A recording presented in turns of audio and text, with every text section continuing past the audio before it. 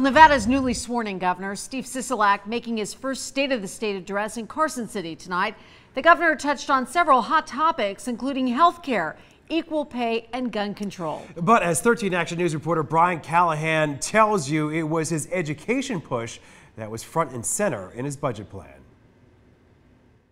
No new taxes. That was the key statement many in the audience here keyed on during Governor Steve Sisolak's first State of the State address. But Republicans are eager to get a look at the full budget and how the governor plans to fund some of his big ideas without raising those taxes. Legislators, I'm asking you to stand with me and stand with our educators by including them in the 3% pay raise for state employees for the first time in 12 years. That was just the beginning of Governor Steve Sisolak's plan to raise the bar on education. This, as he said, he wants to nearly double funding for at-risk students, push $44 million to preschool programs, $66 million to Read by Grade 3, and a combined $150 million to Victory and Zoom schools.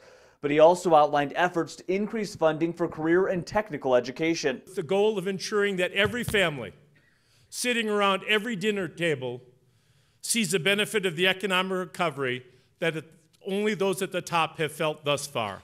Republicans say they agree with the need to help families left behind, but question if that money is really there without creating new taxes. If you just take 4 or 5 of his programs, in my opinion, that puts us over the budget.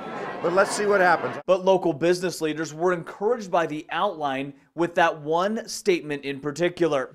This balanced budget does not contain any new taxes. This is the head of the Las Vegas Chamber of Commerce, was encouraged by the address, outlining the plans to address some of their biggest concerns. The business community supports that. In terms of raising revenues, we're looking for ways to raise those revenues without raising taxes and to protect those businesses, especially the smaller businesses in our communities. Brian Callahan, 13 Action News, elevating Las Vegas.